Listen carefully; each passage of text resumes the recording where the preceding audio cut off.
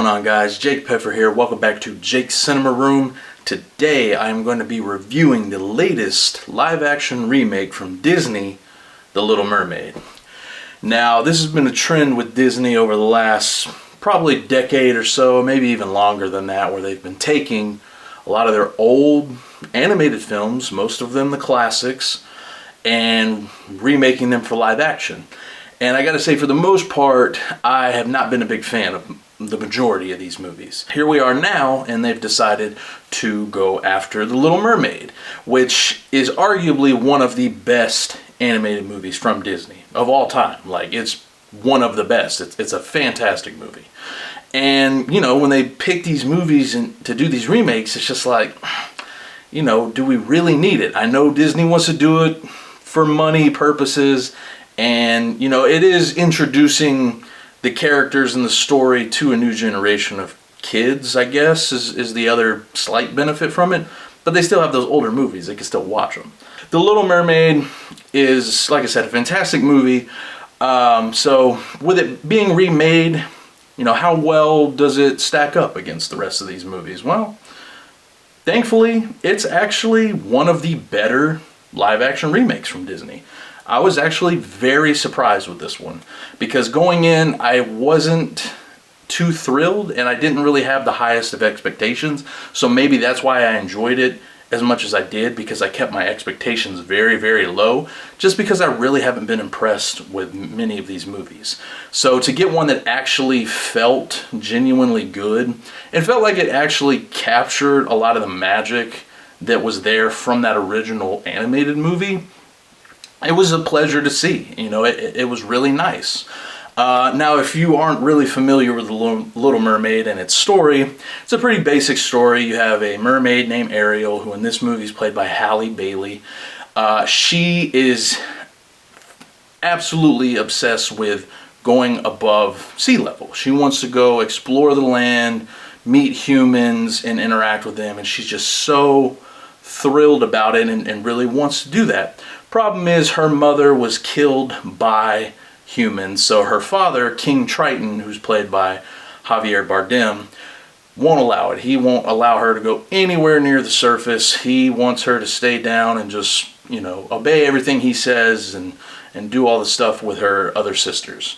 When she has a run-in with an evil sea witch, Ursula, who's played by Melissa McCarthy, she ends up making a trade with her where she will trade her voice for the opportunity to gain human legs and go up on land and get to explore this new world. And that's, you know, essentially what we have here. And like I said before, it's nice that they actually they tell this story well. You know, Rob Marshall's the director here, who's a competent director, but I've never really been a huge fan of a lot of his work. It's mostly musicals, so he does kind of fit in line with, you know, making a Little Mermaid movie.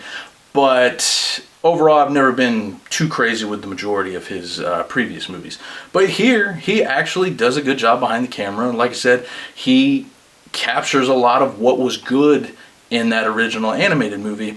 And I think the biggest thing here that makes this movie work so well is the cast. The cast here is fantastic. Everyone that was cast is perfectly put into these characters. The only exception as far as performance-wise, I would say, is Javier Bardem.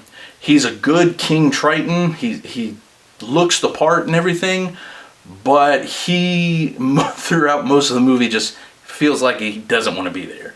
He's very short in a lot of his scenes, and it just feels like he accepted the role and he got the paycheck, and that's about it. But outside of him, everybody else here is really bringing it. Halle Bailey, fantastic as Ariel.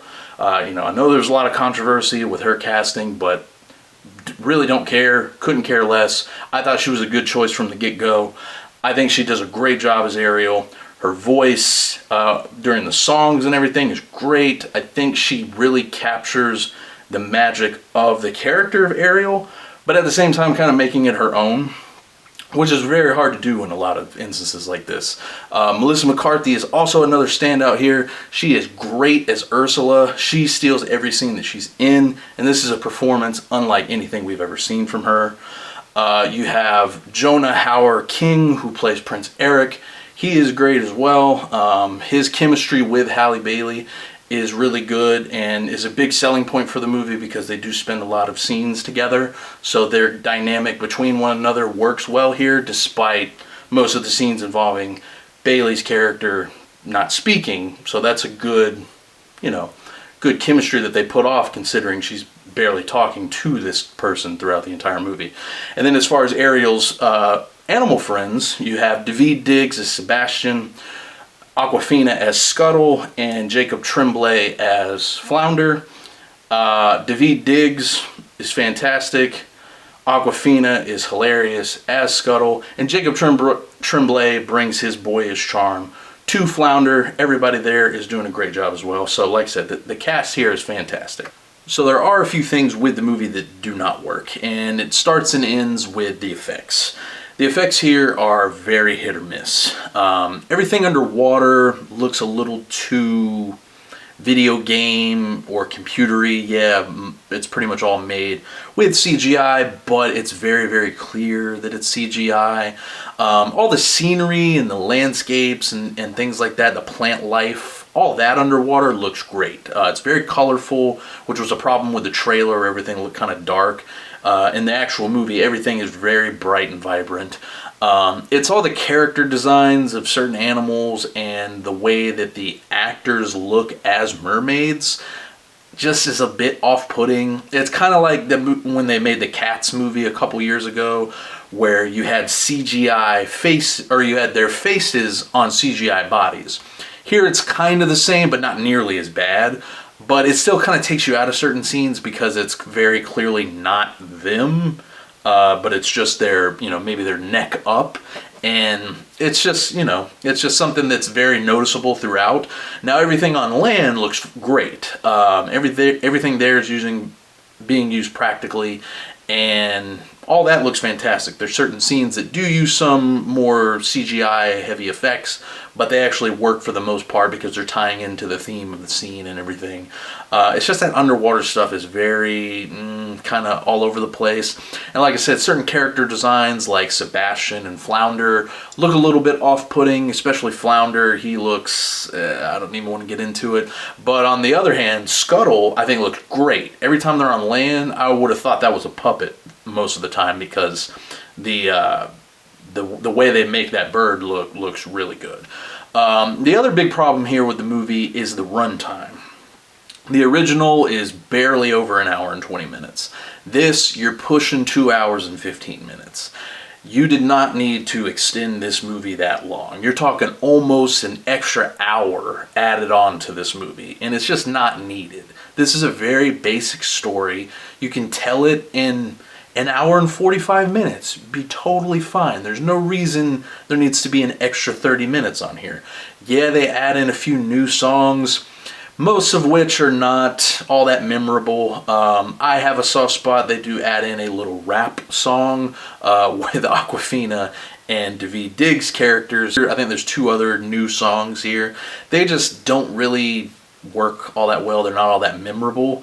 But the other songs, for the most part, everybody's doing a good job with them. Just those new ones don't really add a whole lot. So you're adding that in, and you're adding in other scenes that are just pushing the runtime further, but they're not really adding a whole lot to the story. So like I said, there doesn't need to be that extra almost hour of time added to this movie because it's not really adding anything to the story, more or less. But outside of that, like I said, this definitely surprised me. Just these movies, these remakes have just been very up and down. They're all over the place, and they're clearly just cash grabs. And, if Disney wants to do it, that's totally fine. It's their business, whatever they want to do. But at the end of the day, you got to look at some of them and think, hey, maybe these just aren't the greatest. Thankfully, The Little Mermaid exceeded my expectations and actually ended up being what I would consider probably a top 3 live action remake from Disney. But yeah, that's really about it for me, guys. Once you get a chance to see The Little Mermaid, please let me know what you thought about it in the comments below. Be sure to subscribe to the channel for more reviews, and I'll leave all my links down below on where you can follow me and check out more of my reviews. And until next time, I will catch you guys later.